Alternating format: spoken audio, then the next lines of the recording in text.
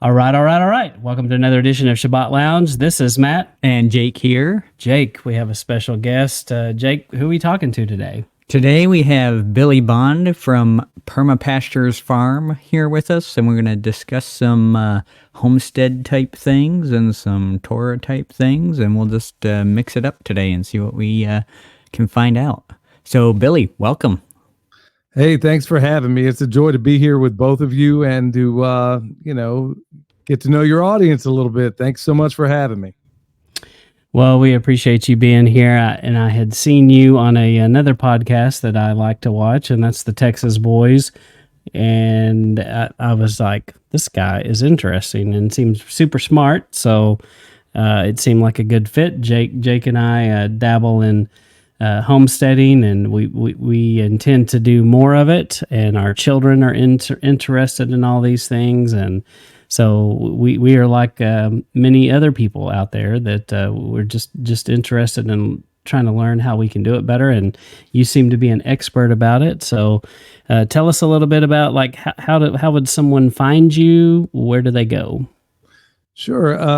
As you said, I'm Billy Bond. And you guys have the distinction of actually getting my last name right, because usually they confuse me with Barry Bonds and they think I'm plural when I'm just singular. There's just me. He's just one man, guys. That's right. Just a one-man gang, even though I have a son that's out your way and he's doing some pretty big things too. But yeah, you can find us at Perma Pastures Farm on YouTube, I think. Now, guys, you'll have to bear with me a little bit because I'm something of a Luddite. I'm basically the guy that's standing in front of the camera, standing in front of the microphone during the podcast. But by and large, I know very little about text. It's all I can do to just operate the phone. And so, yeah, you can find me on YouTube. I hear just found out today that we had a Facebook page. Yeah. So we got that. We got the Instagram. And that's where you can find us. We're pretty easy to find. We got a website, permapasturesfarm.com, and we have the podcast, the Permaculture Pimpcast. And of course, Pimp is an acronym. It's not we basically took a bad word and tried to turn it into something good, and it was really an endeavor with a purpose. So yeah, that's where you can find us. Well, why don't you tell us what P.I.M.P stands for? Yeah, it seems a pretty awkward thing to explain. Now, in the beginning of doing all this, we've been at this for a long, long time, and I was very reluctant about having done radio I was on the biggest talk station in Kansas City for years, and I got out of the talk business because it was just filthy. I mean, it was absolutely awful. People telling you what you can and can't say, and of course, me being, I'm not completely or at all reliant on the actual radio station. I basically said whatever I thought was, basically I'd say things that at that time were really not all that popular. And it was the biggest talk station in Kansas City. So after I got out of that, I was like, I want to sink deeper into being a Luddite. I just want to farm. I want to do my thing, and I want to be invisible. And so my son had been after me. By this time, we'd moved from the Kansas City area. Actually, we were a little bit further away from Kansas City, but it was the nearest big town. And we moved from there down to Texas. And my son kept at me like, hey, we're doing some pretty unusual stuff here, man. Maybe we should evangelize this information on YouTube. And I didn't want to do it. And then finally relented and said, okay, we'll do it. So we started it, and being who I am, I don't know how to do anything halfway. So I'm thinking, okay, if we're going to do this, then let's figure out how to do it. And then after we got to doing it for a while, I was like, well, maybe we should go ahead and get into the podcast game. So going back to your question, where did the pimp come from? I used to call myself the Permaculture Pimp Daddy. And the whole reason for it was, now I'm like, if I'm going to use that term, it's got to be an acronym. And it's got to be something positive. So it stands for Permaculture is my passion. Now, since that time, I've developed a number of other passions, which maybe we'll get into today. One of them being rescuing children from child sex trafficking. And it seems a pretty unusual name the entire purpose of it was, when we first started this whole journey, the idea was to reach out for the non-traditional people that didn't even know that farming was a possibility.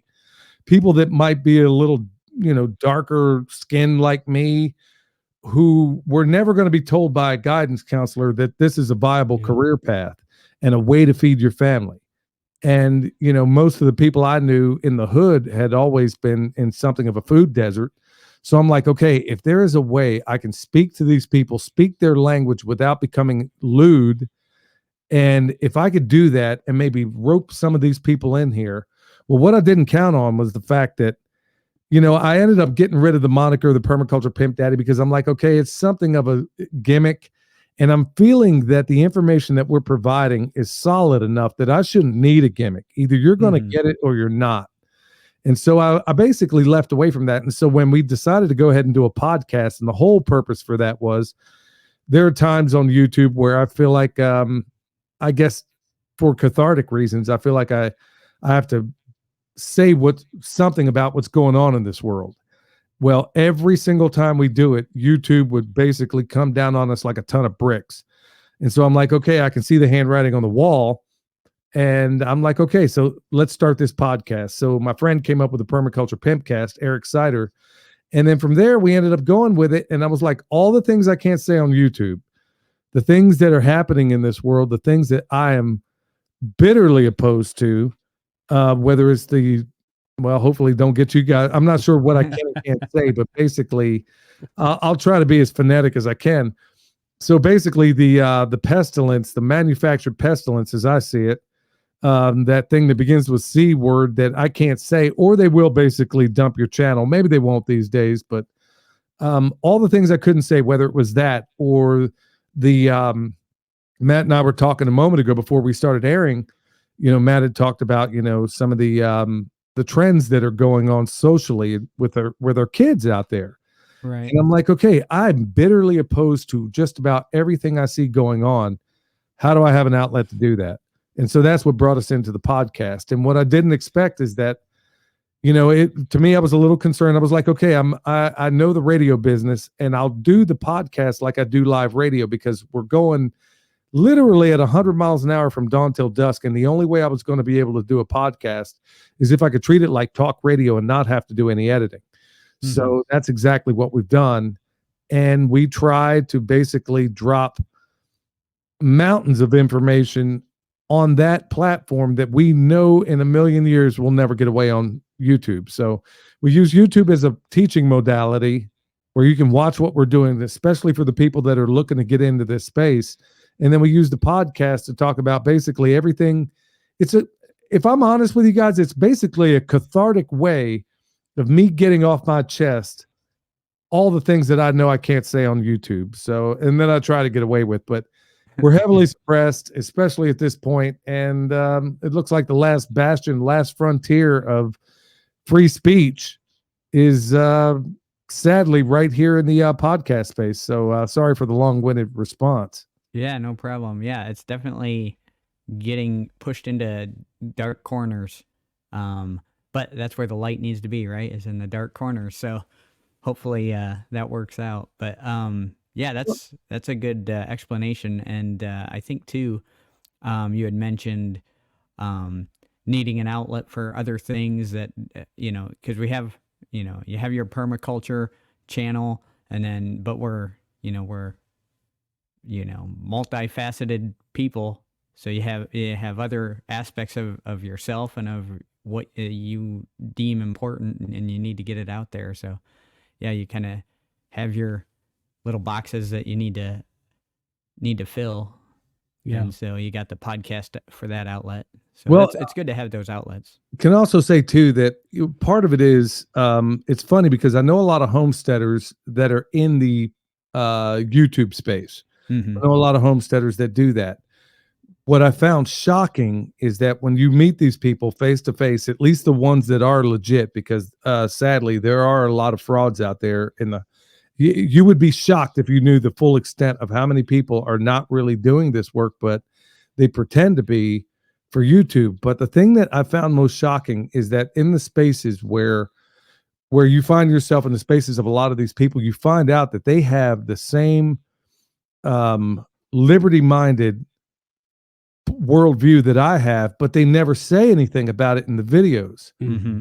And there's this fundamental fear because we treat, if I were to get kicked off of YouTube tomorrow, well, I got plan B, D, all the way down.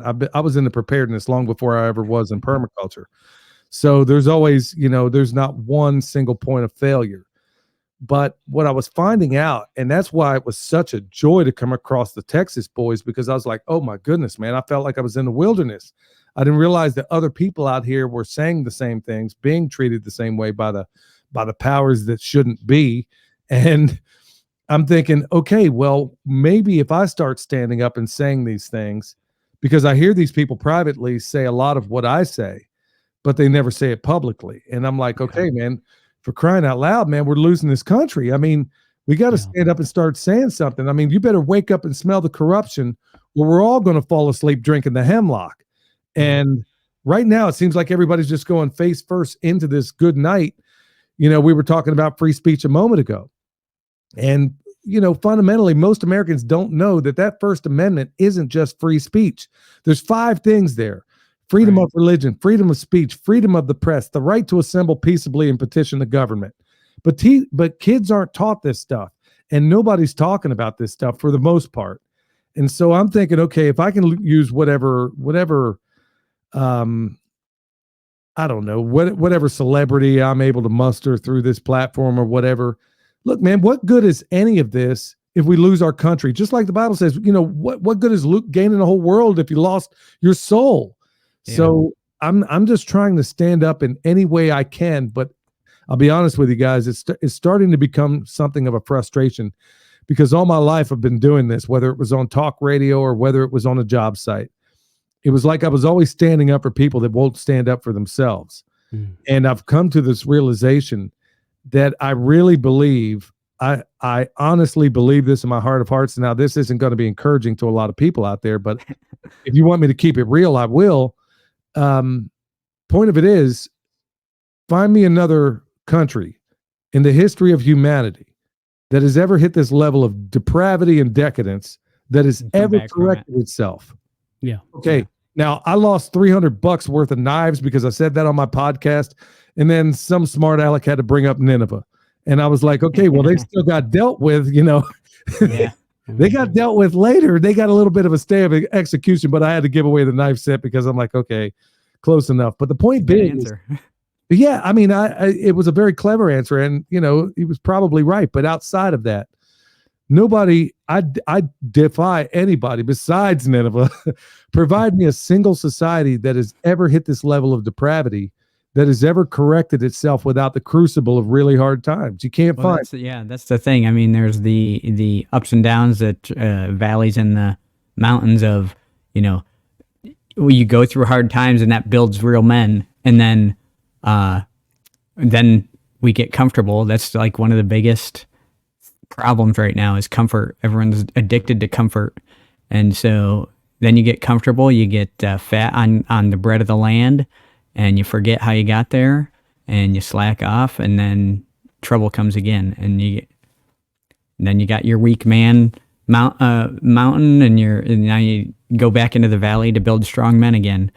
And that's kind of what we're seeing. Yeah, and I like so much of what you're saying, especially reaching communities that haven't been reached before with this message. And there are many food deserts, and especially in certain, and we see it everywhere, and there's so many people that don't know how to eat right. They've never been shown. That no one has ever taught them how to do these things, or how to farm. Those things have been lost, and it used to be so ingrained in us. I grew up in a culture where we gardened, and we saved our seeds, and my grandma used mayonnaise jars or whatever jars she could find, and she saved those seeds and would label them, and next year she had seeds to put out again. And that's something that's been lost, and we need to restore it. But you're right about the country, and we can't save this country with political means and political parties. The things that we have to do are teaching people the truth, and teaching, even things like having men learn what it means to train up another man. There's a lot of people that raise boys. Yeah. And they're just raising little boys that grow up to be little boys, and instead of raising men who know how to be strong, independent, and can do things on their own. And but anyway, we applaud what you're doing, and I like the name. I like how when you tell somebody, they're like the Pimp Cast. So, I like that. Yeah, I Well, like it's a double-edged sword. It is a double-edged sword because some people will not even give it the time of day. You would be shocked at how many people will not come on my show because of that name. And I'm like, well, examine it a little bit. Let me tell you that it is, in fact, an acronym. But, to your point, Matt, there was a guy with a whole lot of sense. There are no political solutions for spiritual problems. Yeah. And that's a fact. I mean, it really is. And I'm seeing as something of a historian, I can't help but see the overlay of every great culture, society, all the way from Babylon till now.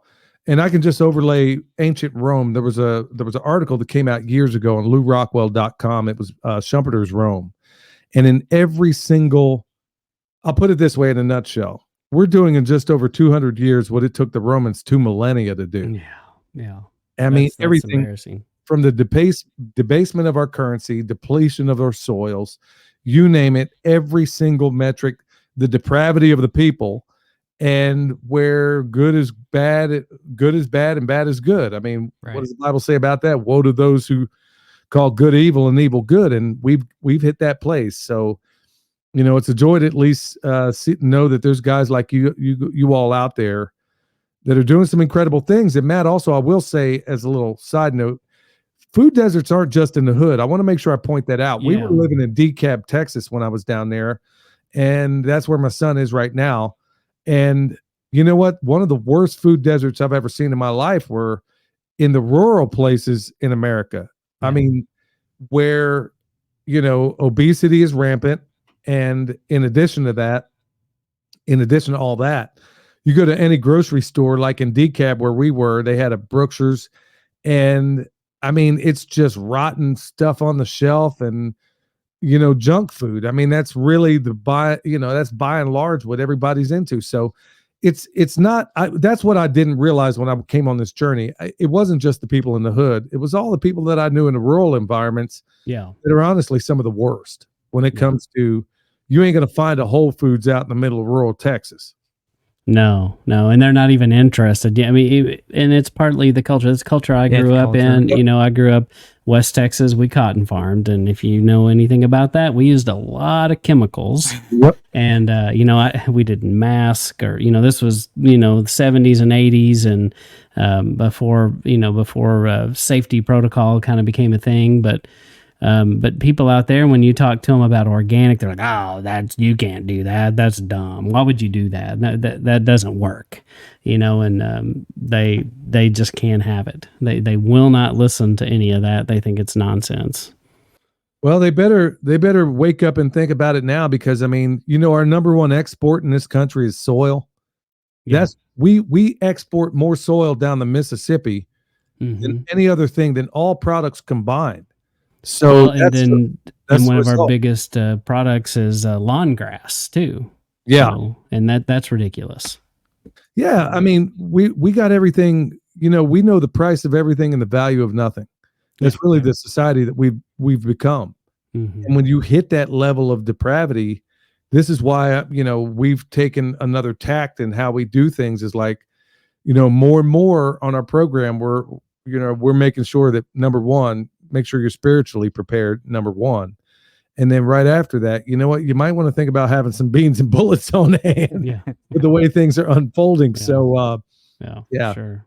Yeah, there's a combination of a number of things. I mean, it's crazy out there, but, we're not given a spirit of fear, but a power and love and of a sound mind. So when we get down to text all this stuff. That's right. And I'm still convinced that the majority of people out there, especially in certain areas, are good. That if you break down on the side of the road, somebody's going to help you. There's still quite a bit of just good people out there, but I think they're quiet and they but they're there, and but we appreciate you doing what you're doing, and that's pretty fascinating. And I agree what you're saying about the deserts. They I believe in the little town we live in. It's kind of like that. I mean, there's some grocery store here, but it's all they can do is build fast food, and you see people just live off of fast food. They live off convenient, as Jake was talking about. If it's convenient, it's in a box. They like it.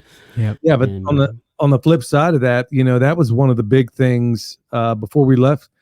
It was okay.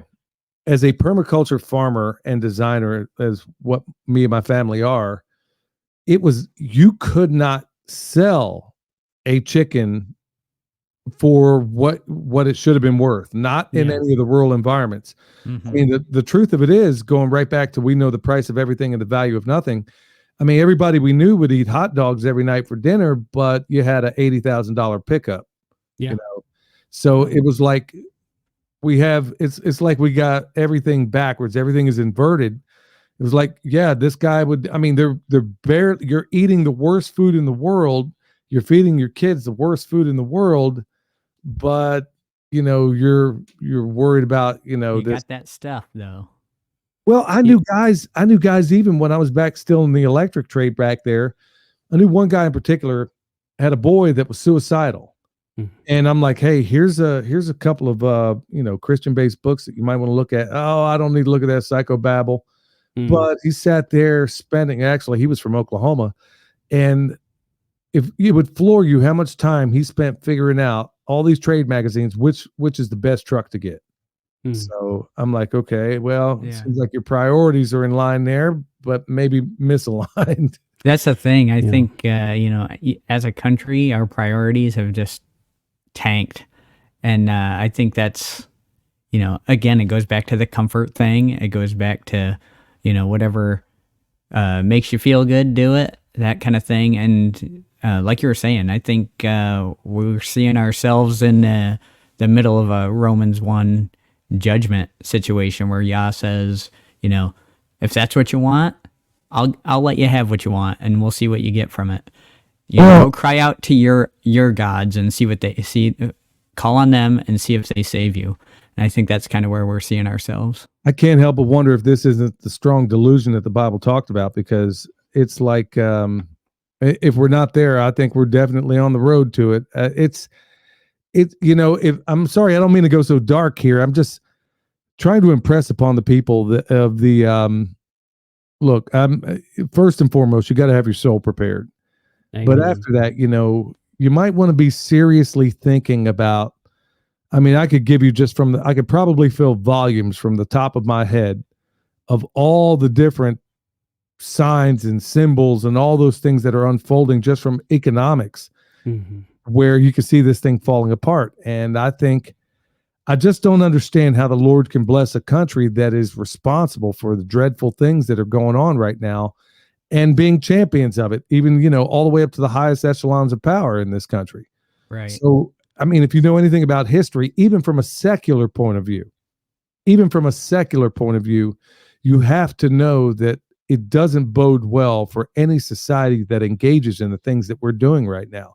It's just amazing to me how long-suffering the Almighty must be to let us go this far down the road. I often wonder, how bad was it in Sodom and Gomorrah that I don't know what it was like. I can imagine, but it's hard to imagine how much worse it must have been than this. So I've seen a lot of people saying, eventually he may owe Sodom and Gomorrah an apology if he doesn't intervene here. So, it does seem like we're headed down a bad path for sure. But I want to kind of redirect us if I can. And so we talked about, on our channel, we talk a lot about, our faith. We do a lot of study, and we also, when we interview people, we always like to hear their story. And, I think you've got an interesting story, and we'd kind of like to hear how you went from normal Christian to kind of what you do today. And I wanted you to share that with us. Sure. I grew up, I kind of got to give you a little bit of background. Early on, my mom and dad were both convicted felons. They decided to go on a bank robbing tour with those two, I mean, this is like straight out of like Hollywood, Brazen, Arizona kind of stuff. They decided they were going to go on a bank robbing spree throughout the country with 6 kids in tow, and they got away with it for a while. So early on, I was raised, me and my 5 brothers, we were raised by a recently widowed grandmother in a small town in Pennsylvania, and she was a member of the Church of Christ. Oh, Well, hey. Yeah. That's what I grew up in. Yeah, so that's what I grew up in too, Pennsylvania. I'm sorry? So Matt grew up in Church of Christ. I grew up in Pennsylvania. So I grew up in Pennsylvania. Yeah. Well, that's where I grew up initially, was in Coatesville, Pennsylvania, just outside of Philly, about 30 miles. So, and then also Lancaster, which nobody but people in Pennsylvania know how to pronounce that word. It's that's Lancaster. Right. Lancaster, yeah. Yep, Lancaster. So grew up around there. And, early on, and then ended up in Oklahoma when my mom and dad finally got out of the joint. But, growing up with my grandmom there, single grandmother, it's one of those situations where you don't know that you're poor. The only meat we ever ate was organ meat, and it was disgusting, but it was, she kept us alive. And so mom and dad got out of the joint. We basically all moved to Oklahoma, like something straight out of the Beverly Hillbillies. And out there, if there was any, my 2 oldest brothers, coming from the background, by every metric, we should have all been in prison or dead. Well, my 2 oldest brothers had something of a religious background, although I would call it something akin to being Baptist. And then we get out to Oklahoma, and then my mom and dad, or my mom was Catholic, my dad was probably agnostic at the time. And so there really wasn't much in the home at first, outside of the church bus that would come out on Sunday. Windsor Hills Baptist Church, they'd come pick us up, and then we'd go there. It was just a way to escape the the mayhem that was going on at the house. That's another story altogether. But anyway, that was really my early on, any upbringing I had was basically from that. Well, I'd go to the Army. Long story short, there's a lot that goes on between there. But after I got out of the Army, went back to Oklahoma foolishly, and just kind of went wherever I was invited. So I found myself in another Baptist church, but I kept seeing these things that just didn't make sense to me. First of all, the whole notion of dressing up to go to a church just didn't sit well with me, and for a whole bunch of reasons. And it turned out to be, I was very turned off by it, because it wasn't like you go into the door, the first thing out of everybody's mouth was, "What do you do for a living?" And I was always appalled by that response. And what I found out, it was a way for them to qualify whether, I didn't realize that this was a business meeting. Yeah. I didn't realize. Exactly. I'm a very troubled person at that time. Won't go into all the nature of it, but when you grow up in such an abusive environment as we did, there's going to be scars. So here I am, married, got a little boy, and I'm trying to figure out how this whole world works. I'm in this church and nothing makes sense. I'm seeing the girls dress up to this church in very skimpy kind of stuff. I'm hearing the pastor go on about, and I'm seeing all these things that just don't make sense to me. And so that basically, it had been that way for years and years and years. Well, I ended up working on, and this is when I was living in the Kansas City area. So basically, very much of the view that I know God exists. I'm doubting everything because, I look into some of these rabbit holes, and I'm like, the only thing I'm 100% sure of is because I've examined it, was Jesus was exactly who he said he was. And outside of that, I wasn't sure of anything. And so I wind up in Kansas City, and then I work around the Seventh-day Adventist, and I didn't know who they were or what they were and what they did. And then I was around some Anabaptists down in Texas. And I remember this guy, Mark, he kept talking about the Sabbath. And I was like, well, at first I was like, well, what difference does it make? And then he explained to me how, yeah, there is a difference, and why it makes a difference. And I'm like, okay, yeah, remember the Sabbath to keep it holy. Okay, I'm with you there. And then because I was one of these person that went down a rabbit hole on things like 9/11. Then I went down a rabbit hole of things like the Kennedy assassination, Oklahoma City, you name it. I probably got a PhD understanding about all these things that really in the aggregate don't amount to a whole lot of, Right. well, but this one, when he explained it to me, that this was a manufactured lie to change it from Saturday to Sunday, then I'm like, okay, I'm on board. And so all of a sudden, the seed was planted. Now, it didn't get watered till many years later, but it was at least planted. And so later on, I find myself in this preparedness community. And then my friend Darren also was saying the very same thing. So here it is. I heard it from Mark. And then now all of a sudden, this guy, Darren, I'd kind of forgotten what Mark had said. And now I'm really paying attention. And I'm like, hold on. So now all of a sudden I find out that there's other, apocryphal books like the Book of Jasher, which is obviously referenced, the Book of Enoch and all these other things. So I kind of go down that rabbit hole and I'm looking into these things and I'm like, okay, never heard about this stuff before. And then I'm also getting into Christian conspiracy podcasts. I hear about people like Steve Quayle, L.A. Marzulli, and I'm realizing, oh my goodness, you mean to tell me that Genesis 6? So I'm realizing, okay, all this stuff that everybody just kind of glossed over, whether it was a Sabbath or Genesis 6 or all these other things, I'm like, okay, man, there's too many data points here for me to think that this is just a coincidence. So then I started, and this is more recently, I get to the point where my son is actually living here. And now keep in mind, I got all these different data points, haven't really searched it out, not to the extent that I should have. And then my son just basically says to me, because I'm one of those people that, I mean, you may call me a lot of things, but nobody's ever called me lazy. And so when I got a project, when I'm on something, man, I will stay on it day, night. It doesn't matter, 7 days a week. And then my son said to me, Dad, even God took a day off. And so I'm thinking, okay, well, okay, you need a break. Go ahead and take it. And so I still wasn't getting the point. And then all of a sudden it was just concerning that alone. There were so many other people I was coming across, and I'm like, okay, I'm going to go ahead and I'm going to be, what does Samuel tell Saul? Is better to be obedient than the sacrifice. Yeah. So I said, okay, we're going to try this Sabbath thing and we're going to see what's up. We're going to see how, and I'll be honest with you guys, it felt like what people must go through when they quit an addiction. First time I did it, I was like a pig on roller skates. I was like, what? Okay, now what do I do? What can I do? What is it okay to do? And so the first week I tried it, I'm like, okay, well, 6 o'clock Friday, we're just basically going to shut everything down. The whole family's going to do it. And my son is pretty excited about that because he's wanting some time off anyway.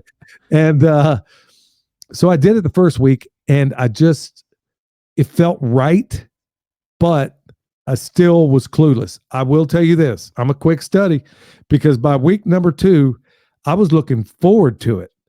I was like, okay, well, I work for me. What's the consequence of not showing up? When Mark told me what he went through as a Seventh-day Adventist, where all of a sudden, because, when you work as a construction electrician, if you don't work this overtime, you're going to be the first one laid off. And so he told me when he first made this transition into being an Adventist, that was one of his big concerns. And I was like, well, okay, how stupid is it for me? Because I don't even work for anybody. I work for me. So second week rolls around and I was looking forward to it. I'm like, okay, so now what am I going to do? And so I realized, I started seeking the help of other people. And then I'll tell you what really put the nail on it is that by anybody's metric, they would have said I was a pretty successful person in the things I do. But I got to say, it went on steroids when I started to honor the Sabbath. And it happened nearly overnight. There were some weird things that went on. Like, we had I know this is a little sideways here, but there was, what really, really, really brought me around to doing this is that there was a little girl down the road we were having to look after. That's a whole nother story unto itself. but I did a de facto exorcism on this girl. And it was, I did it wrong. Apparently it was weird. It was crazy. And it happened at my house. So there was some custody battle going on. And then it was at that time where that was a critical part I should have put in the middle of the story. But that's what happened, I think, between the first and the second week that made me say, okay, man, I really got to start. I got to examine this. If nothing else, man, I know it's right there in the doggone. Look, I am just aggravated at that point that all my life I'm sitting here, like so many other things, believing a lie, and a manufactured lie at that. This was done on purpose. And I'm like, okay, so I don't know much about anything else, but I'm going to get this right. This is one that is not hard to miss. It's easy to do.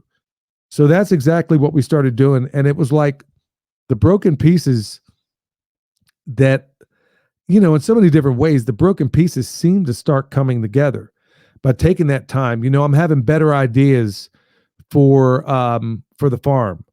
I'm having better experiences. Things are falling in order. And then all of a sudden I find myself kind of drifting away again. Like, okay, I'll just do this one thing. No, that's not how it's supposed to go. Mm-hmm. So all of a sudden it was like the Lord would do something to get my attention. Like, nah, how long suffering must I be concerning you? Yeah. So that's basically the beginning of the journey and where we are right now. I'm not as well acquainted as I ought to be. As it's almost shameful that, I can tell you pretty much anything you want to know about certain aspects of farming, but there's certain aspects of my faith that I still regretfully have lots of work to do. And I'm working on it and I'm doing it and I'm making it a daily thing to where I'm trying to get, but you know what? I know I got a lot, I'm now the next thing is okay. I got the Sabbath thing down. Now what's next on the list? So that's where I'm at. I'm basically realizing that here I was thinking I had emerged from Plato's cave regarding all these other things, not realizing that the most obvious thing was the one I was just painfully absent and didn't know about. So once again, sorry for the long response, but that's basically so far. No, that's great. I think that, most all of our audience are Sabbath keepers, and we can all relate. And, there's so much freedom. I grew up in the Church of Christ, and I went to Church of Christ Seminary, which was like a private Christian school in Lubbock. And, but it was always taught to me that the law was bondage. And when I started keeping Sabbath, I'm looking around going, I don't understand why this is bondage. This is pretty awesome. Well, why haven't I been doing this longer?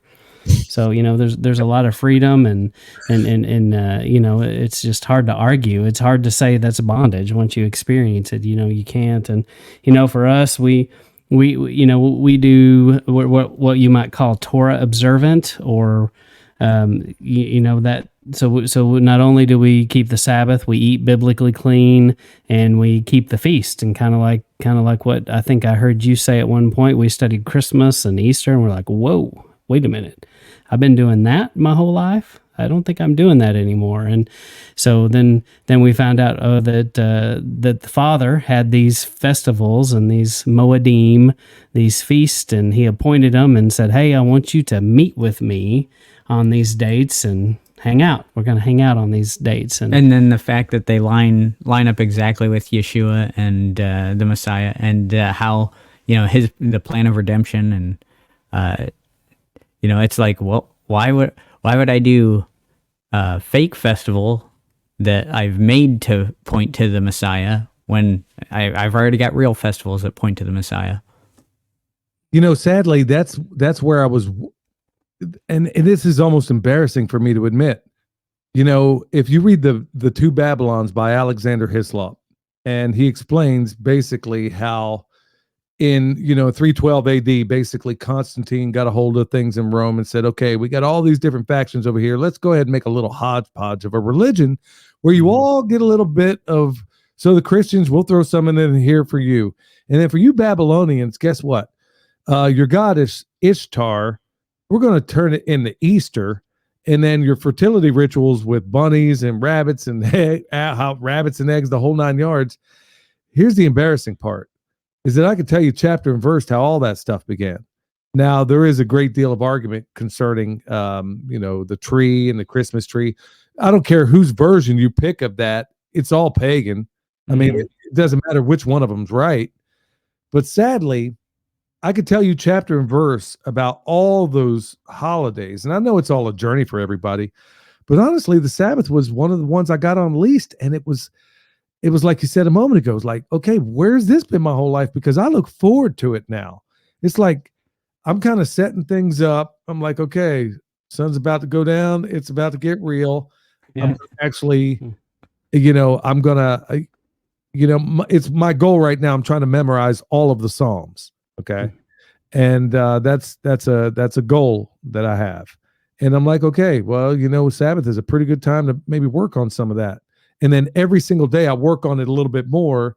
But I'm like, okay, that's where I really put in the lion's share of some of the things I'm trying to do in that regard.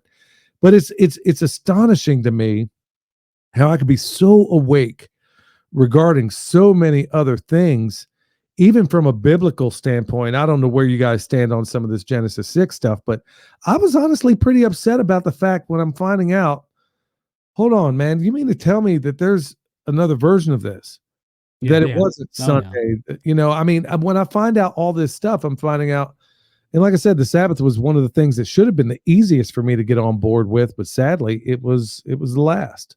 Well, I think that's your journey, like from our standpoint, from a lot of the people we've talked to, isn't all that uncommon, actually.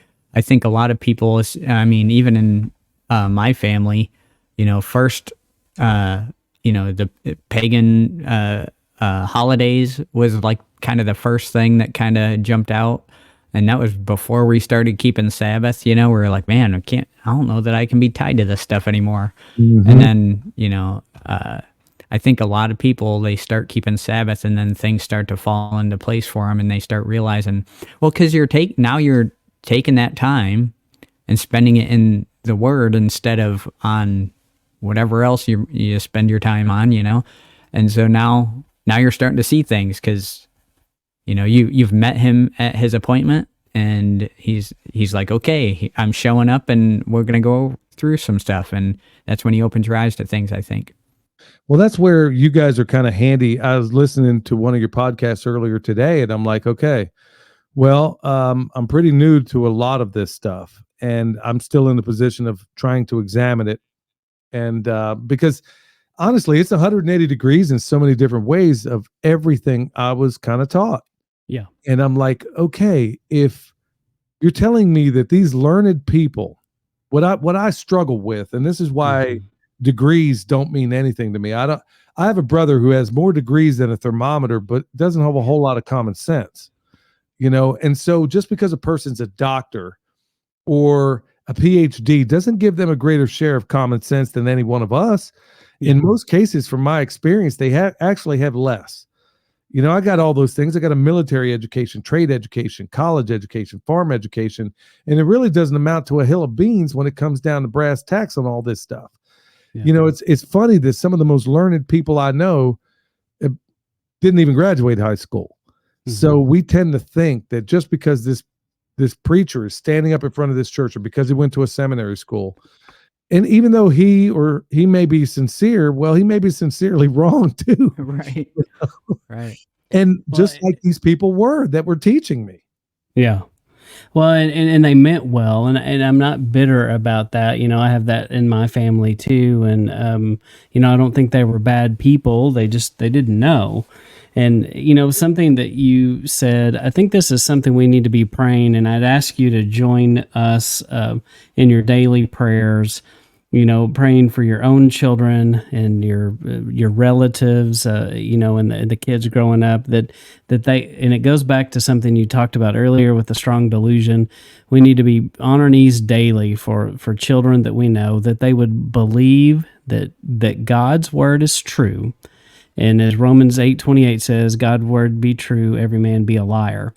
And that they would believe God's word over anything a man says, over the talking heads on TV, over the people with degrees behind their names, the professor, the teacher, the Bible class teacher, whoever, that they need to believe that his word is absolute truth and everything else is questionable, and man is bending it to benefit himself, most likely.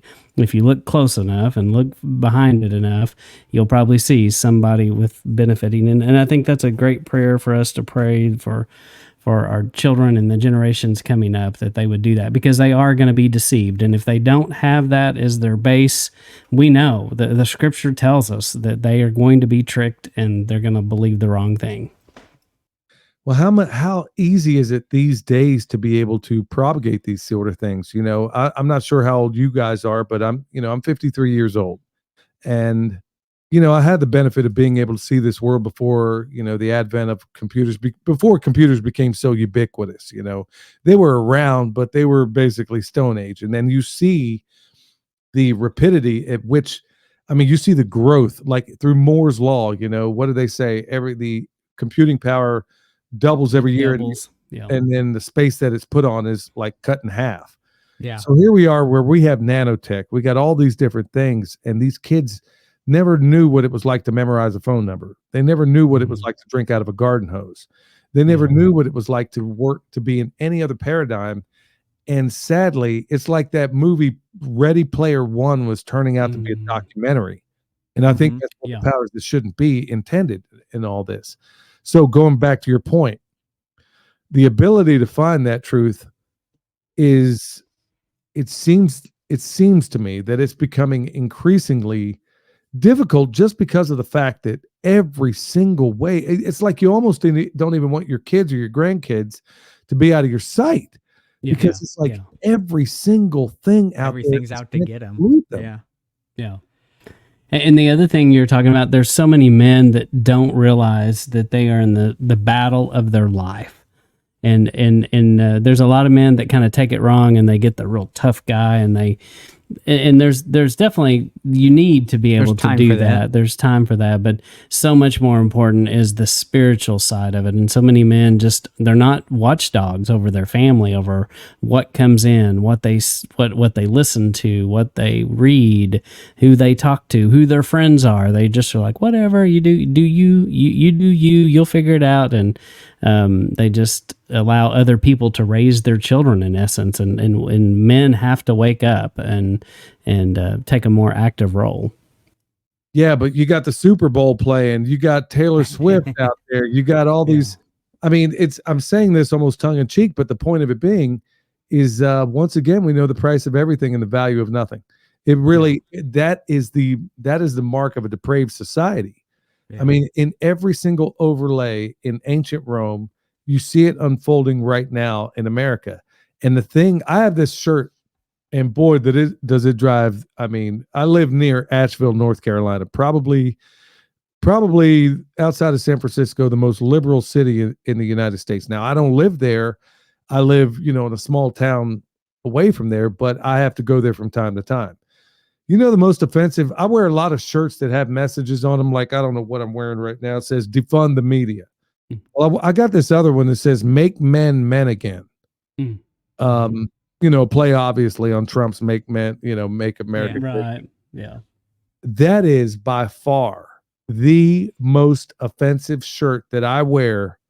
And you want to talk about crazy tonight, man, these people will lose their ever loving mind. And I'm like, okay, now they might be thinking that it's directed at all the trans testicles that are running around in Asheville, but no, it's really directed at, for me, at the regular guy who has acquiesced and said, you know what, I'm a taxpayer, I'm going to send my kids to school, not realizing that, the best education, say what you want about the messed up way I grew up, but honestly, the best education I got was at the dinner table.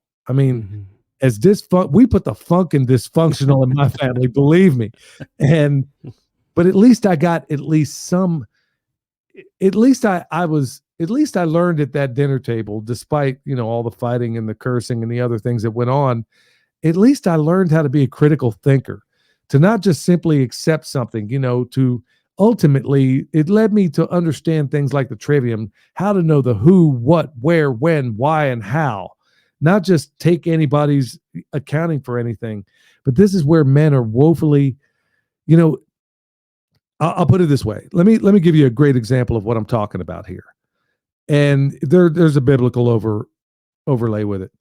Okay, so you had the Roaring 20s. You had a chicken in every pot. America was doing great. Everything was wonderful, right? Then 1929, what rolls around? Stock market crash, Great Depression. We lost, nobody ever talks about this, but we lost anywhere between 8 to 10 million people to starvation during the Great Depression, but you never hear about those numbers. Then all of a sudden, what happens? Whether contrived or otherwise, I tend to believe the former. All of a sudden, World War II breaks out. And so that same, you were talking about a moment ago, how we go through these periods of, you got weak men, then strong men, then we go through these cycles. It's called a saculum. If you read the book by Strauss and Howe, it's what is it called? The Fourth Turning. Mm-hmm. We can go all the way back, and they cited up to 500 years. But remember, Solomon said in Ecclesiastes, that we got these patterns; they keep overlaying. Well, Strauss and Howe proved that every 80 years we got basically a saculum, where we go through these periods where you got no good generation. Then all of a sudden you have this great calamity that unfolds, and what does it build? The greatest generation in that 80 years. Well, that's exactly what happened with the Great Depression. What did it do? That same generation that was at the end of a saculum, that was considered good for nothing, ended up becoming what some call the greatest generation. And what created that generation? The crucible of really hard times. That's right. Adversity makes men, prosperity makes monsters. Well, we've been pretty prosperous for a really long time. And so we're overdue. We're about that time to where things should go sideways again. But going back to your central point, that the only way to fix depravity is the crucible of really hard times. And that's where I'm hoping and I'm praying, because I think we're on the precipice of some really, really harsh things that are about to unfold.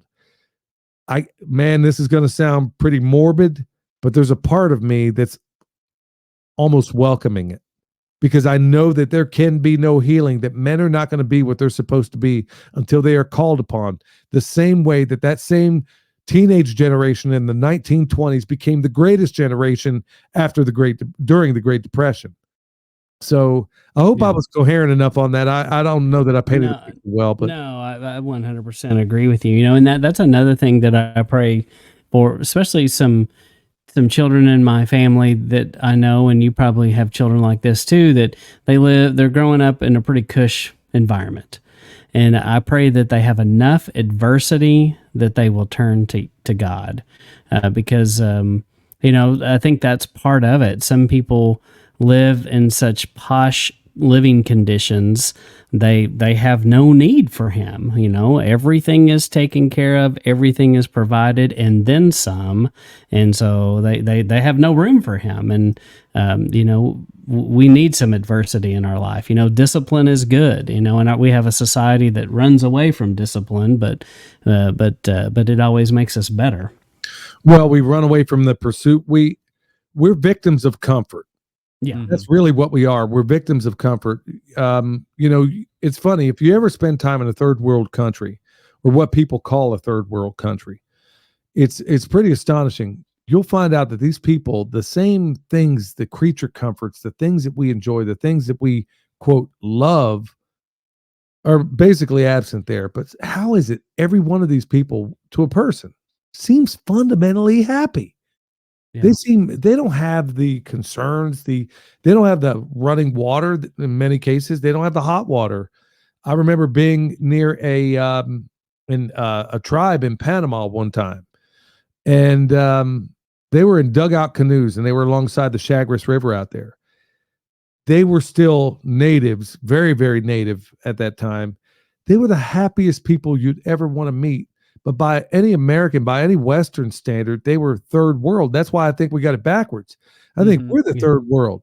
I'm surprised some of these countries aren't sending missionaries to us. Yeah. I mean, it really seems like it ought to be Yeah. going the other way around. But yeah, I mean, sadly, it takes, to come full circle with this thing. It's what it's going to take. But honestly, I think had that 1920s generation, my grandparents' generation, had it gone on the way it was, it would have been a complete wreck. It would have never developed into that greatest generation. Now, do we have another, where do we go from here? I don't know. Is America on the precipice of falling? Well, I don't know if that's the case, but our dollar certainly is. Yeah. We can look at this in 10,000 different ways, but fellas, there's almost a side of me, and I don't want to sound morbid when I say this, but the truth of it is, I know what the antidote is. I don't want to take it. I don't want to drink castor oil, but I know that if there's going to be any kind of recovery, we have got to have, I mean, even our homeless people are overweight in this country. I mean, they got cell phones. They're overweight. You drop off food to them and they're like, hey, could you get me some ketchup when you come back? I mean, this is insanity.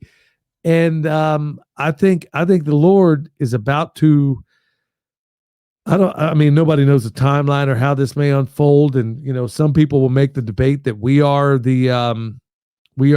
Genesis, not Genesis, but Revelation, the great whore of Babylon, Revelation 17. Some people make the case that that's us, whether it is or isn't. I think a case could be made either way, but the point of it being, it doesn't end well, no matter how you stamp it out. I don't see the good end of this rainbow. I mean, how many times did Israel have to go sideways? I mean, these are the people that saw the Red Sea part. Yeah. The same people are building calves. I mean, there's a whole story behind all this. Yeah. You just saw what happened. You saw these unbelievable things. And, I often thought that, man, I wouldn't have been one of those people. Oh, yeah. Well, maybe you would have been. Maybe it would have been, Maybe right? Might have been. Well, it's just like when Yeshua talks about, people are like, they come to him and they ask him to do some miracle. It seems like it's raising someone from the dead or something. And he talks about, if they wouldn't believe that, they're not going to believe this either. So, I think that unfortunately it is easy for us to forget. And just like you were talking about earlier, he's very patient with us, you and I, and he was very patient with them. He is very long suffering, but there is a time when he turns us all over and goes, you know what? Kind of even like what he did with Pharaoh. Okay, this is what you want to do it. It's on you. Yep. Yeah, but at some point, he's giving you the last chance. And that's something I have to remind myself of also, because I've been forgiven of so much. I got to remember at times that Jesus died for them as well. And it's easy to become almost, well, at least for me, to think, oh my goodness, man, why can't these people see this? Why can't they figure this out? Why can't they? Well, somebody could have made the same case for me before I recognized. They're like, hold on, let me get this right, dude. You understand how all this other stuff went down, and you're just now waking up to the Sabbath. Yeah. And I got a lot to go. I mean, because now it's not just, maybe it was this way for you guys as well. And, you could probably mentor me on this, but it's like, now I got to go back and re-examine everything I thought I knew. Yeah, that's the hard part. And, and a lot of people don't want to do that. You have to be willing to deconstruct your faith, and that's hard. And it's just like, you have to get alone with those things and wrestle with them and work through it and admit, I didn't have all this figured out. Yeah, it takes some humility. We always say that there's three things that you kind of need, and one is to recognize that it's Yahweh that opens eyes and unstops ears. Number two, you got to admit that you're probably wrong about a lot of things. And then three is you got to be willing to change the way you're living. If you're gonna start following his will. It's funny because I've seen, I knew guys up until this whole this sweet and sour sniffles pestilence that finally that was introduced upon us. It's astonishing that I knew guys that were like back in my preparedness days who were dyed in the wool. And I don't understand this. You know, I always wondered, why does every atheist and every vegan have to tell you that they're vegan or atheist within 10 minutes of knowing them? But it was amazing how many of them I knew that were in the preparedness community. Well, when the sweet and sour sniffles came around, these people, the same people that were like dyed in the wool vegans, all of a sudden, They're all about it. They're all of a sudden saying, hold on, if I can see through this and this thing is this insidious, then the only thing that makes sense is this is definitely a battle between good and evil. So if that be the case, the other way around. Yeah. So I've seen one guy in particular who came to, I mean, he's still, you know, very much a baby in all this stuff, but one of the last people that I would have ever, and it was honestly what happened at that time that brought him there, and his wife as well. So gotten to the point where, you know, I think we're seeing the beginnings of it. Nobody wants to see this inflation. You know, I don't want to see, here's what I don't want to see with all the things that I see unfolding. I don't want to see old folks flipping coins, determining whether or not they're going to take their necessary heart medication or whether or not they're going to eat cat food that day. You know, those are the things I don't want to see. But sadly, this is, you know, that's the direction we're headed. Yeah, but sadly, it is that way. But also at the same time, okay, every time Israel, you know, I mean, they did some pretty awful things. I mean, I was just going through, you know, Book of Kings the other day, and can't remember the guy's name. He was one of the kings. I mean, he put his own son in a fire, you know, to the fires of Moloch. And then all of a sudden they get tossed over into Babylon. Well, they didn't get to come back until they repented, right? I mean, until they got things right, they weren't going to come back. And you see this theme over and over and over again. How many times, how many examples do we need that in just about every case? I mean, I can't think of anybody except, I mean, I'm sure there's other examples out here, but typically it required some harsh punishment for people to say, you know what? You know, gee, I really got it wrong here. You know, you may wind up with, you know, what were they told when they were in Babylon? Build houses, get comfortable. You're going to be here for a while, nephew. You're going to be here a while. So, but what did it do? They straightened up, and then it's just like you said, we see this. It's almost like a sine wave, you know, it's everybody's on the straight and narrow. Things are good. Then all of a sudden it goes sideways, but here we are, you know. Yeah. What's kind of odd this time around is, well, I don't know how many of these I've lived through, but it just seems like, you know, you would think, okay, well, they're poisoning everybody. Well, they'll wake up for that. And then they don't. It's like, oh man. It's like, and then, okay, they're doing this to your kids. Oh, everyone's going to wake up now. Nope, they don't. And it's like, man, what's it going to take for people to wake up to what's going on? Touche. My wife and I had that very same conversation, because I was like, okay, every bar that I set that would wake people up and make them say, okay, enough, they've crossed every single bar. The only bar they haven't crossed 100% yet is the firearms thing. And, you know, somebody said, well, they come after the guns. That's what, you know, I seriously disagree. You'll say it's funny. It's all the people that had the guns that were like, I can't leave my house. It's like, you have the guns. What do you mean you can't leave your house? Who's keeping you in your house? It's ridiculous. Yeah. So that's exactly what I'm getting at. I mean, they come after your kids. They're saying, okay, we're going to put this pestilence in the shot schedule now. And, you know, I don't know where you guys stand on any of that stuff. I mean, I have a pretty firm grip on it. We're against it all.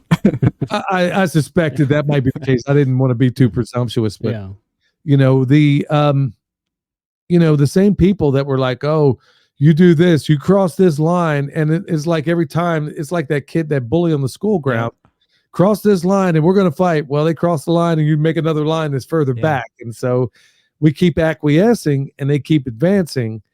And this is once again, you know. Yeah, when your red line doesn't mean anything, then. Yeah. And, you know, it's like no matter how bad it gets, but, you know, sadly, you know, this is what it takes. And that's how you know it'll happen again, because no one cares to get to the bottom of it. and no one cares to, for accountability with it. So they're like, okay, well, that worked. We might as well just keep doing it. So, well, just remember though, I mean, it's not, it's funny how these things work, because think about it. The World War I generation.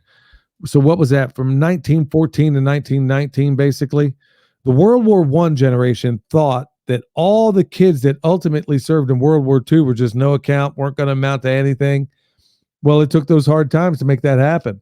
yeah. Now, I don't know what to say in this case. I mean, they weren't dealing with people that were changing their genders, for crying out loud. This is the kind of hermaphroditic stuff that went on in Babylon, Right. and in ancient Rome even. And then here it is. We see the overlay happening exactly right now. So I'm just hoping and praying that the Lord just gives us a stay of execution, so to speak, because we don't deserve it. I mean, all of us, man, it almost makes it's me a weep. good time to get right with Yah, It's a good time to repent and read your Bible while you can. Yeah, well, you can, and you better be burying a lot of it in your heart too, because I mean, I'm very, I won't go into any details, but we're very prepared here. But a whole lot of people that went into captivity were prepared too, so you better bury that word in your heart. Yeah, that's the thing. It's like you can prepare all you want, but in the end, make sure your trust is in Yah and not in your stuff, that you're preparing with. It has to be in Him, Yeah, I couldn't agree more, because I'm thinking, okay, well, what if they were to take you away? Let's think about this for a minute. Let's say they were to nab all three of us and they threw us in a camp, which, anybody thinking that that's not possible, well, examine a little bit of history and it might just very well happen, especially now. So let's just say that happens and we have no access to the word, at least in a written form. Well, the only access you would have is what you put up here and what you put in your heart. Yeah. So that's part of the reason why, I mean, there's just this, I just hope and pray it doesn't happen. But if it did, it would be nice to know that, at any given time in my mind or to myself, I can start at Psalm 1 and say, blessed is the man that walketh not in the counsel of the ungodly, or standeth in the way of sinners, nor sitteth in the seat of the scornful, but his delight is in the law of the Lord, and then maybe if I could go through all of that, because it gives me comfort. Right. Every single time I say that. There's a lot of biohacking that I do around here. One of them is cold showers. And the only way I get through it is when I'm reciting the psalm as I do it. I know this sounds crazy. I know it sounds weird. Look, man, I don't like cold water and I don't like being in there. But the only way I'm able to extend it is like, okay, I'll start with Psalm 1. I'll stay in there long enough until Psalm 1's over with. And then let me go into Psalm 2. Why do the heathens rage and the people imagine a vain thing? Okay, I'm there. Now let's go into Psalm 3. You know what I'm saying? It gives me comfort at a time where I'm imposing discomfort on my own self when you get in freezing cold water. Well, maybe I might have to do that very same thing again, where I'm locked up with you boys somewhere that maybe we don't want to be. And the only comfort we have is the only comfort that's worthwhile.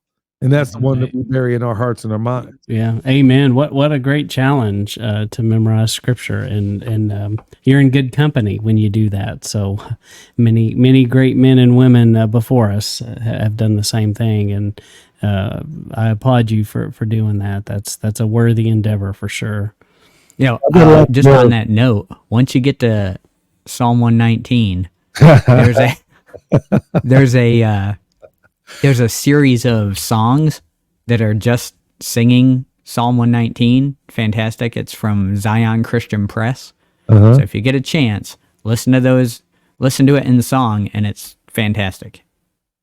No, I'll definitely check it out. I got a little ways to go to get there, but I'm going to try. I'm going to hopefully get this done in record time. And I feel like I'll be honest with you. I told you what was the impetus? The impetus for that was I told you about the little girl that I did an exorcism on, which was bizarre. And that whole situation, boy, that ought to be on a paranormal podcast. But anyway, it was weird, it was strange, but it happened. And it was like I felt this, like, start with Psalm 91. and I don't know, and I had to do it, and I worked on it. I was like, okay, I memorized Psalm 91. And it's not like it's some talisman, don't get me wrong, but it was like, it was, the Psalms especially bring me comfort. When I think about, King David and, the incredible exploits that he did, for most people to have that power and what he was would have corrupted most people. Mm-hmm. I mean, absolutely corrupted them up one side and down the other. And then look at what is in that Psalms. I mean, he's spilling this is a king, and he's spilling his guts. He's talking about crying so much that he's wetting. I mean, he's practically bathing in his own bed. And you got a king that could demonstrate that level of humility. And I'm thinking, okay, boy, you got a long way. You got a long way to go. But yeah, Psalm 91, I started there, and then I'm like, okay, well, maybe I better start from the beginning. So yeah. So that's exactly, that was quite an adventure. But yeah, it was that thing with the little girl that made me get right with put out the impetus of me starting with Psalm 91 and then kind of working forward from there. Yeah, that's great.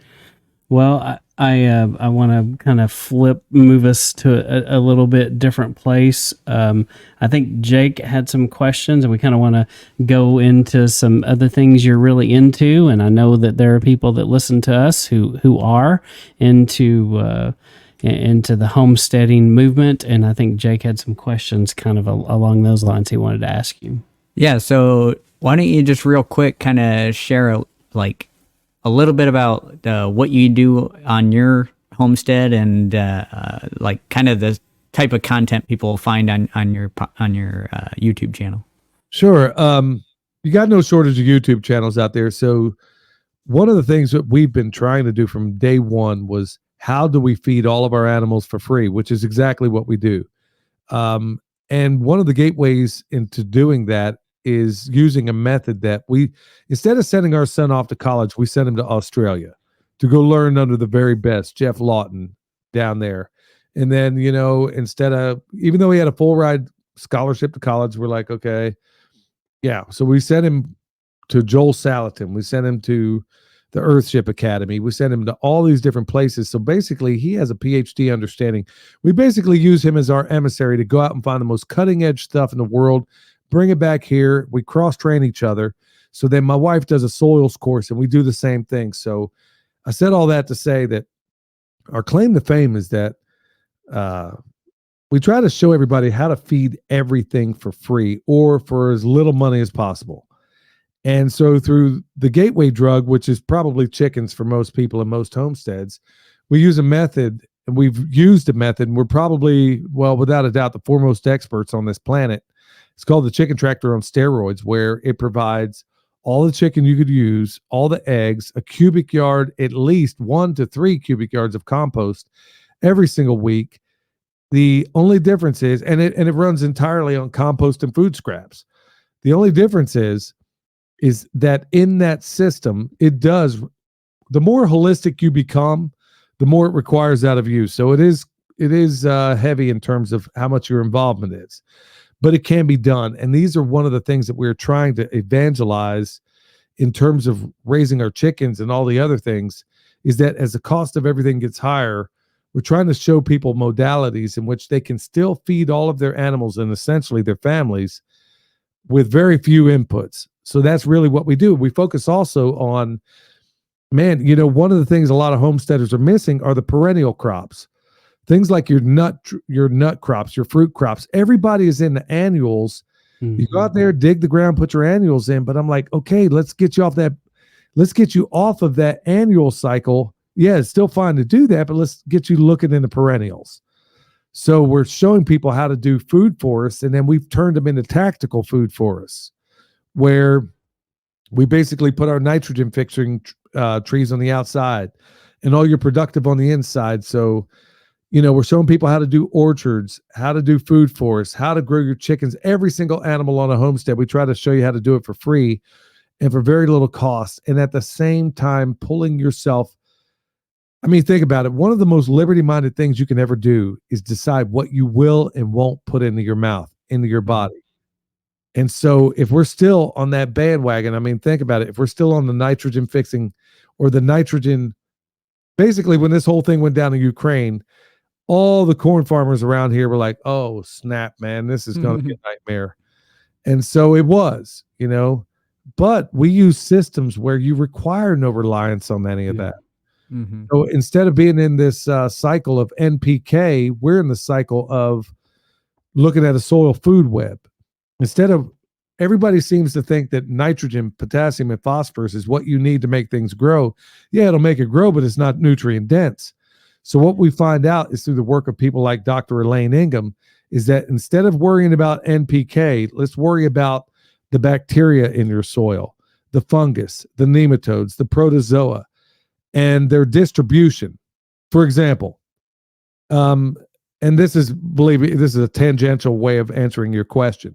So instead of going out there putting NPK on the field, we say, okay, what does it need? Let me go ahead and test this soil. Let me look under the microscope and see what's wrong. Well, I'll tell you what I'm going to find in just about, okay, you guys are in Texas. I'll give you what you find in Texas.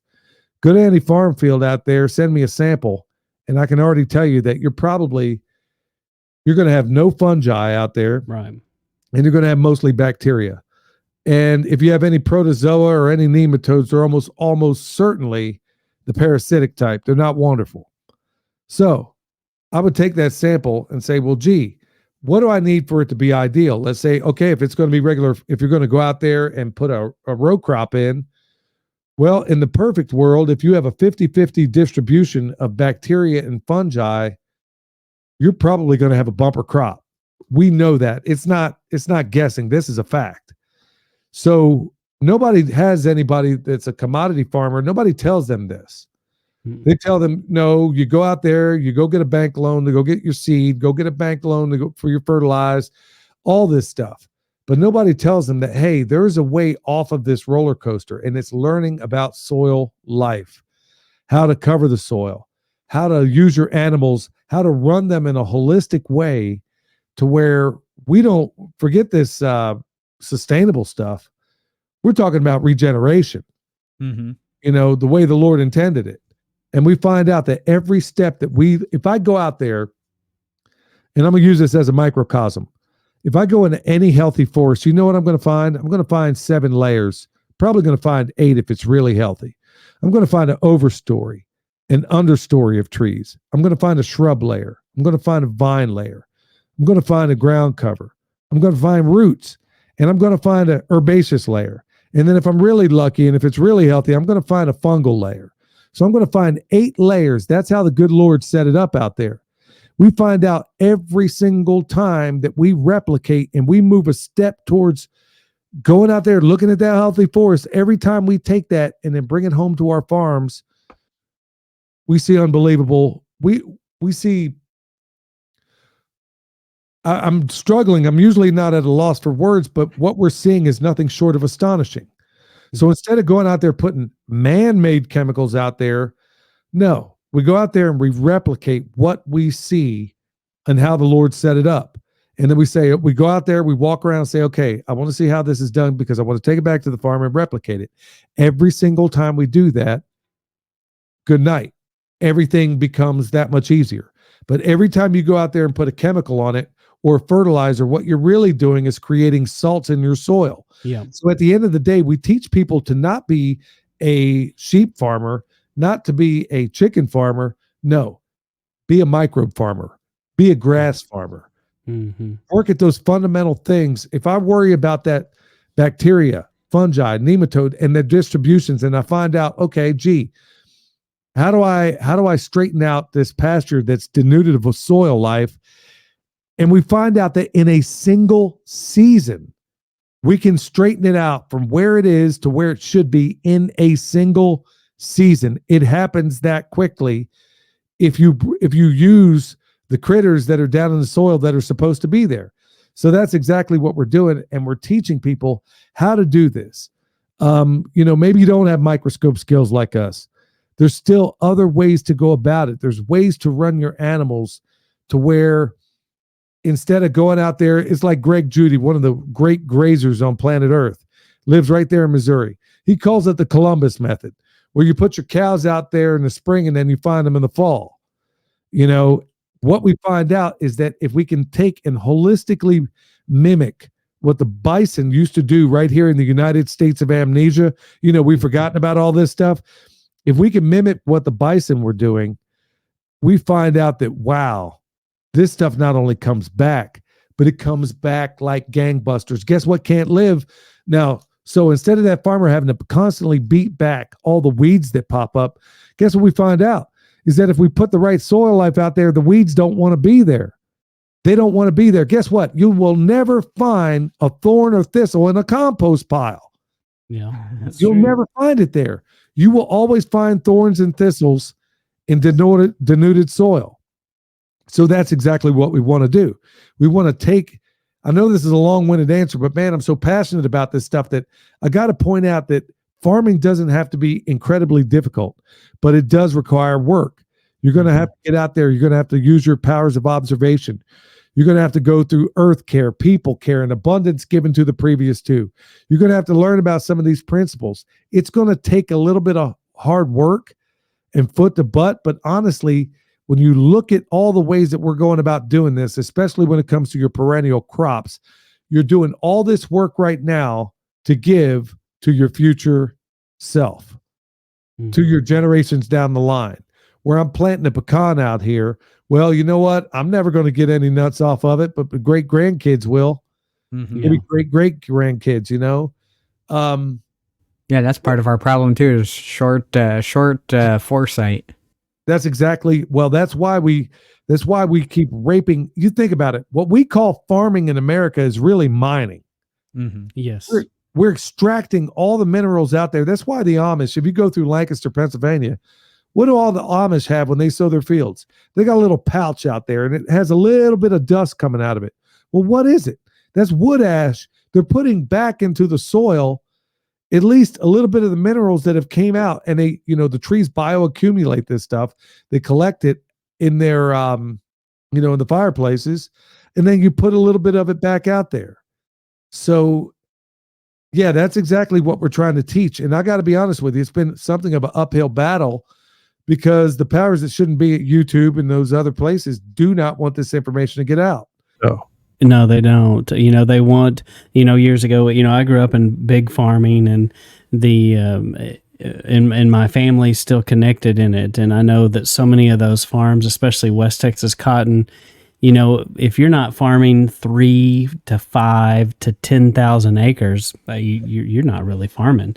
And basically they just become CEOs of these little companies, and they'll go get millions of dollars every year to loan out, and they just kind of barely pay it back, maybe earn a little bit, but the fuel people see them coming, the insurance people, the people that make the tractors, you got to go, and all that keeps pushing bigger, and it's gotten ridiculous. And so I hope that we will see a time when the family farm and smaller units can make a comeback. And I think we will, because people are tired of the junk. I do think more and more people are waking up to, hey, I've got to eat different. I need to learn how to do some things different. And I hope that more people will wake up to these realities.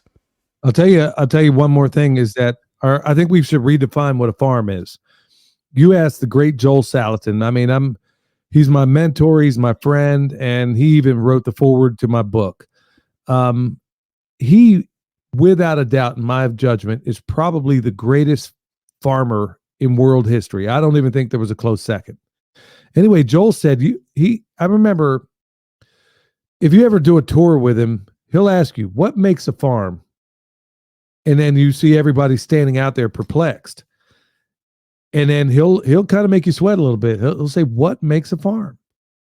And people stand there, they're putting out what answers they think. And then he'll finally get fed up and he'll say, the farmer. That's what makes the farm. So we tend to think that a farmer is a guy that has 1,000 acres, 100 acres, maybe even 10 acres. But you know what? We can redefine farming as being even a person. If you produce anything, you're a farmer. So if you're growing mushrooms in your closet, you're a farmer. If you're growing microgreens in the spare room in the house, you're a farmer. If you got that that zone 1 garden on the way when you walk into the house, you're a farmer. So when you redefine it in those terms, makes farming a little bit more accessible to everybody out there, I think, is that everybody, when you have, and man, this is astonishing. There was a guy, he was a widower, as I recall, and he lived outside of LA. They were, and they basically had a third of an acre. They produced 6,000 pounds of food on a third of an acre. It was he and his 3 children. So much food, in fact, that they had to sell it, like have a farmer's market out there, or just flat out give it away. Well, we've done the same thing here. Now imagine, instead of going through Tyson and all these other conglomerates, instead of relying on those, what if, let's just say the 3 of us lived in a neighborhood. Let's say we lived in a city, in a neighborhood in the city, and can't grow it all at my place, and you guys can't grow it all at yours, but we can all grow a piece. So let's say I got a postage stamp backyard, and all I can get is 2 fruit trees. So let's say I grow an apple and a peach. And then you guys each decide, okay, I'm going to grow a pear and a pomegranate. Somebody says, okay, we're in Texas, I'll grow 2 different kinds of figs. Well, between the 6 of us, my apple tree alone, when it's in production, is going to produce more fruit than all of our families combined that could eat. Okay. And think about it. Another cool thing with apples is that it's getting ripe at a time of year where everything else is kind of dying back. And then if you grow the right apples, like let's say an Arkansas Black that can keep for about a year, well, gee, you got some longevity in there. You got other apples that maybe you put away. Now, okay, you guys got pears, you got peaches, you got all these other things. And this is what we got to get back to. Yeah. So it's like the fingers of your hand. Maybe I'm the thumb and I just grow this and this. Maybe I don't want to milk cows, but the lady down the road was. She does. Well, maybe I get my milk and my cheese from her, but she gets all of her beef from me. Or maybe she gets her eggs from me or her chicken, whatever the case may be. These are exactly the enclaves, the mutual assistance groups that we have got to start doing. And frankly, the worse the inflation gets, I think the more we're going to be forced into doing this very thing where our food is better. It's cleaner. I can't do anything about the stuff they're dropping from the sky, but I can do something about whether or not I buy from Monsanto. Yes. So, yeah. And that's the only way we get around it. So I want to encourage folks out there to redefine what you think your definition of a farm is, because everybody has this idealistic notion of what a farm is. We think it's the guy sitting on a tractor doing. No, it doesn't have to be. It can be your closet. It can be your spare room. That's what a farmer is. Yeah, that's good. Yeah, that's good. Yeah, I like that. So you had mentioned you have all kinds of different animals on the farm, and you also talked about you had a video out where you said that essentially you showed how much meat you would get if you took your cow to the butcher, and then you open up your freezer and you're like, it's pitiful, right? So, and then, so on those lines, you had mentioned working toward, butchering your own beef and that kind of thing. What would it take for someone to get to that point where they have their own, where they're able to butcher their own beef? Because it's a big animal. I mean, I do a deer, but what different kind of things would I need to do that? Yeah. Well, I know how to do all those things. I'm a classically trained butcher from the local pig in Kansas City. And so I know how to do all those things, but here's the downside.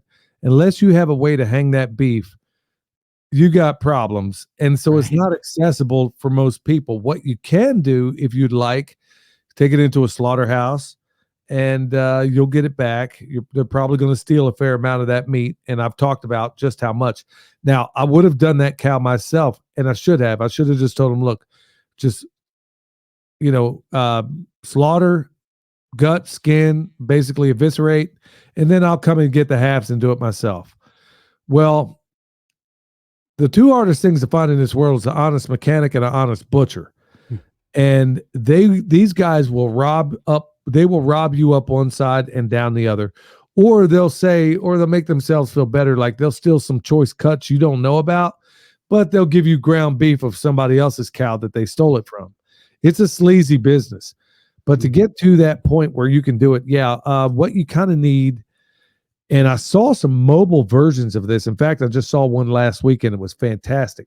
You could have hung 4 sides of beef in there, and it was a mobile unit. All they did was took a boat trailer. It was crazy. Put a cool bot air conditioner on it, and then just kind of made a structure around it. And then, of course, they had a rail system where you could hang the cow on the gambrel. What makes a cow more challenging is that you really ought to let this thing hang for a while, let that meat kind of come around a little bit. Now, there's going to be debate as far as how long you could do it. You're lucky in most cases. They'll tell you that they age it a week or two. In most cases, you're lucky if they did it a couple of days. And you can usually tell that if you can look at the side of the beef and determine whether or not there's a pellicule on the meat. Mm-hmm. Anyway, to get to that point, what you would probably want, you're going to need a means in which to hang that meat. Now, what you could do is you don't have to make it a very big structure. And let's say instead of hanging a whole side, you could break it down into primal cuts and then hang each one of those cuts and then give it 3 weeks to a month. And that way you're drawing all that moisture out of there. All the enzymes are going to work. That meat's getting more and more tender. These are all the things that you can do on a homestead that you can't necessarily do, that you can't really trust them to do in the slaughterhouse. So, and then plus, if you do it in the slaughterhouse, I mean, we're homesteaders. We're in this thing to try to save as much money as possible. Well, if you leave that animal in there for, let's say, 30 days, or you're taking up locker space, and so the time, they're going to charge you rent for that. Mm-hmm. So, yeah, if you can quarter that animal up and then do it on your place, that's even better.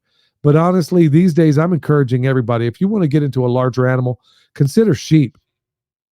It's the, or deer. You know, you got to go out and go hunt the deer. But if you want I process a sheep the same exact way I process a deer. I know a lot of the good old boys out there think I'm crazy, but instead of just ripping out the back straps of a deer, well, I do something a little more elegant, because of my classical butcher training. I'm like, okay, I can sit here and rip out that tenderloin in the back strap, or I can make deer T-bones or deer porterhouses. You can do that. And, it's instead of taking that whole loin, I mean, it's a more elegant way of doing it. In fact, I do have a video of me breaking down a deer like that and making some pretty awesome cuts that most people will never see on a deer. But it's never going to happen. You're never going to find a Dorper sheep or a Katahdin sheep in a butcher shop, not even a high-end place. The only way to get this meat that is absolutely sublime, in my opinion, is to grow it. So it's also one of the best gateway 4-legged animals outside of rabbits to get you into doing it. But yeah, as far as getting to do a cow, you're going to need some way to hang that animal. Yeah. Well, and we do the Dorper sheep here, and we do take it to a butcher, but my children are interested in maybe one day, trying to process on our own through, they've watched Jake, and my youngest has killed a couple of deer and skinned them on his own, and so he feels like he could probably do do a sheep because it's pretty much the same process. And I do know that when we take it to the butcher here, he charges more to process the deer for the deer hunters than he does the sheep. So that it's a little bit cheaper, and he can work us in a little bit better. We kind of have to work around the hunting season. We know that we can't take him one during hunting season because he's booked. Yeah. So we kind of do it, and sometimes we'll even call him and make sure he's got an opening, and that works. But yeah, we would like to eventually try it on our own. Well, deer is a little more difficult, and I'll tell you why. Because when you process a deer, when you do a sheep, the awesome thing about it is there's almost no silver skin, nowhere near as much as there is on a deer. I mean, you have all that connective tissue, and if you leave it on there, let's say you make a roast, like every hind quarter in a deer, okay, you got a rump roast, you got a chuck roast, and you got steaks in there. You got a sirloin, depending on how you cut it. But you're always going to be dealing with that silver skin. So it's more difficult to process when it comes to deer. But it is a very, very elegant kind of meat. I would highly suggest anybody wanting to know how to do this. I got free videos over on my YouTube channel of doing deer and sheep, and I do them exactly the same. In fact, I think if processors, they got to be able to get them through quick. You can't Right. take the time to do it the way I do. But if you really want the most elegant way of doing this, I'm talking the stuff that you would see at fine dining. It doesn't take any longer. It is easy. I mean, you can follow me step by step for the most part in the videos that I put out there. So, yeah, that's not behind a paywall or anything like that. So you can do a deer, I mean, man, in fact, the thumbnail picture on that video, I'm pretty proud of, because I'm like, man, it kind of lays it out there, because any hunter that has ever taken in your deer to a processor, for a fact you did not get it back the way I'm showing it. Mm-hmm. Yeah, you probably didn't even get your deer back. You got whatever one came off the pile. That is one of my biggest. That is like unjust weights and measures in my book, man. Because Definitely. you took that Dorper in, for example, you raised it a way that you thought was, the best way to raise it. Or that deer, I took real careful when I skinned him, not to get into the metatarsal gland, or to make sure that animal was cooled off as quickly as possible. I made sure of all those things. And it's the biggest slap in the face when I bring in my deer and I'm getting back somebody else's meat, or like that cow you saw in the video. I was furious and that's why I came out with that video. Like, let me tell you about all the cuts these butchers are stealing from you. You're not going to tell me a hanging weight of half of a steer, and you're going to tell me I get back 113 pounds of meat for half a steer? Yeah, no. And I'm like, okay, never again. I will break this sucker down. I will do it myself. I will take it in. All I'm going to pay you for is locker space until I can build a place out here. Yeah. But sadly, this stuff goes on way more than you know. So, I mean, what if you're a person that, let's say you raised a grass-raised, grass-finished cow. Okay, so let's say you took 28 months to do that. That takes a while. A grass-finished, I mean, you're looking at 28 months. And then all that meat that I get back under plastic, you mean to tell me it came from Joe Blow down the road that was, finishing them on corn? Yeah. I mean, it's I'm not critical of those people. I'm just glad people are producing food, but I'm just saying it's the butcher's trade, and it's really it's really a dirty business. That's interesting. Yeah. And I can testify to, how you finish an animal. We had a Dorper, and some friends wanted one, and they took one and raised it, and they fed it grain. They fed it a lot of corn.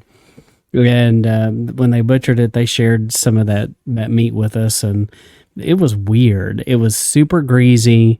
It had a wang to it, and we actually I think we ended up making it dog food. We've got 4 great Pyrenees, and so they were happy to have it. But there's such a difference in what you feed the animal and how the meat is, and there's a huge difference with the grass-fed animal for sure.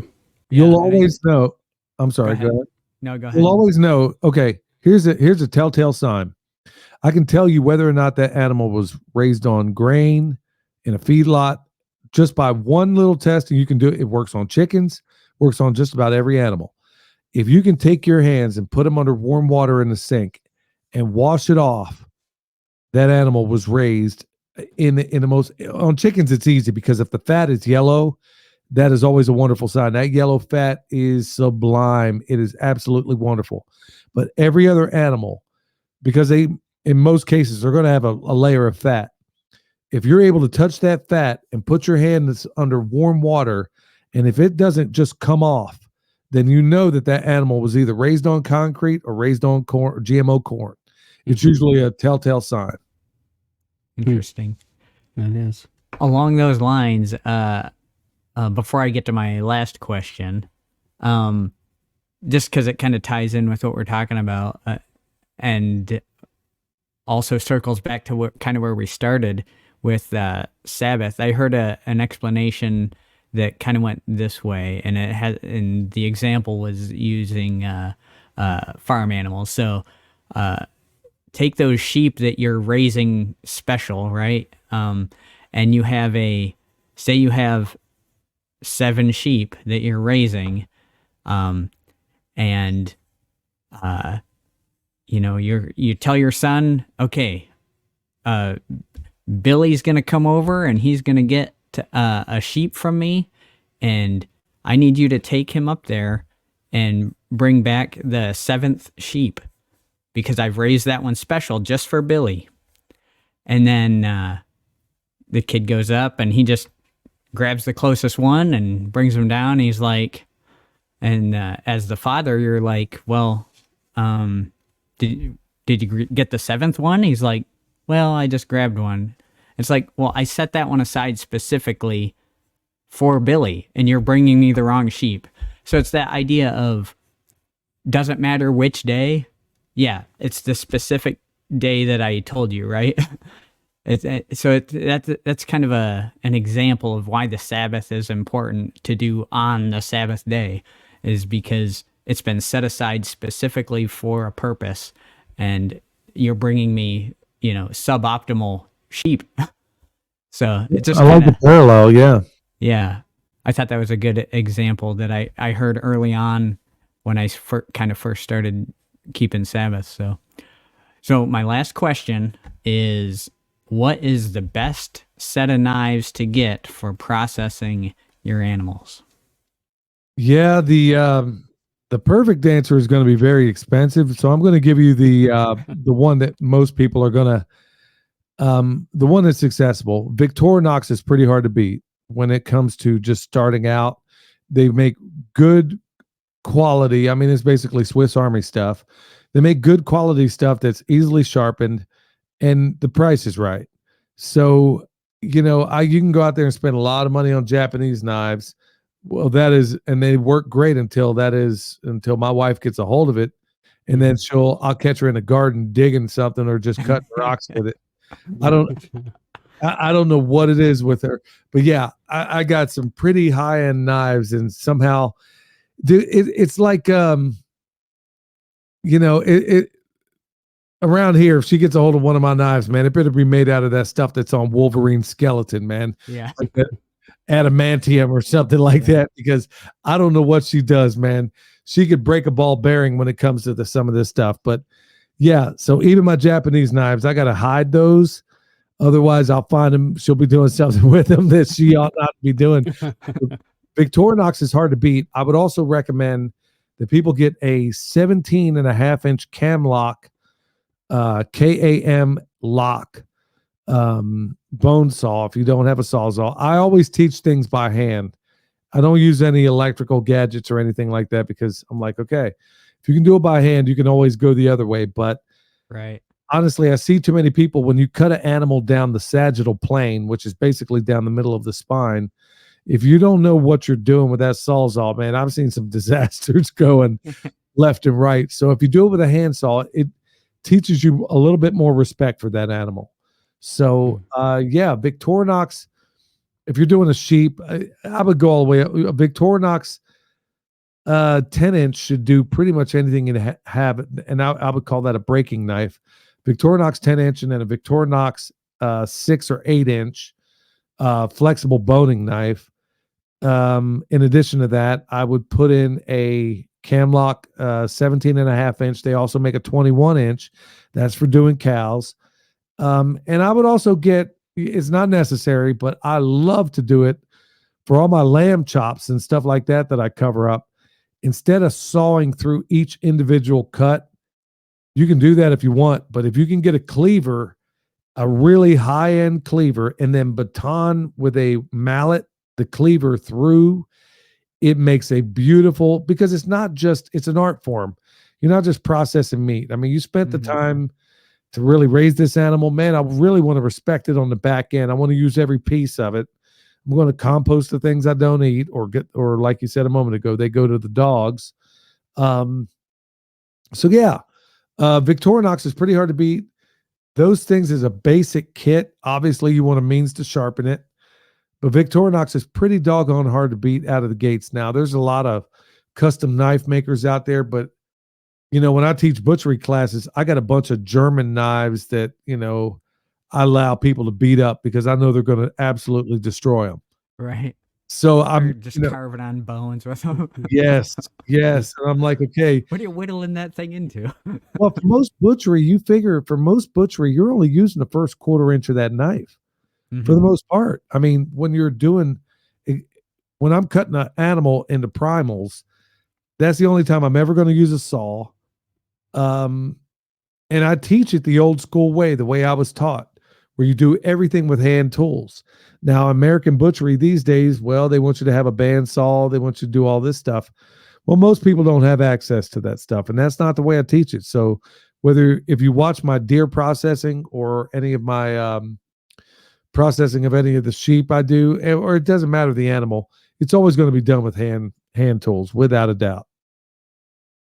Nice. Yeah, that's fascinating. Well, and we want to be mindful of your time. We know it's late where you are a little later. And Jake, is there anything else you want to say? No, just it was good having you on, and we enjoyed talking with you. And I think you have a lot to offer in your YouTube channel and on your podcast. And I would just encourage people to check it out. And we just appreciate you coming on. Well, if anybody's going to be in the area, Organic Grower School, I'll be speaking it there. There's other conferences going on. I don't really do many of those these days, but if you ever want to see some of this stuff in person, there are workshops and places and stuff like that where, you got Mountain Readiness Festival that's going on, and you can definitely find us at all. Whether it's the podcast, the YouTube channel, or one of these places in person. It's one of those things where I've become something of a recluse, and the only time I ever really care to get out is when I'm going to be in the company of other people like the ones I'm talking to right now. So, right, yeah, I probably ought to expose myself a little bit more, but I got to guard this sanity of mine. yeah. So No, it was a joy to be on with you guys. Thank you so much for the invitation. Yeah, we really appreciate the time. I appreciate the quotes. I wrote down some great quotes. The price of everything and the value of nothing. I've heard you say that before. I like that one a lot. And I like what you said about adversity makes men, I think it was prosperous. No, adversity makes men, prosperity makes monsters. Yeah, that was Victor Hugo that said that. I guess I need to be quoting these people as I say it. I mean, man, catch me on the right day, man. I'll come out with a whole gang of Mark Twain, which is probably some of the best. Yeah. I love.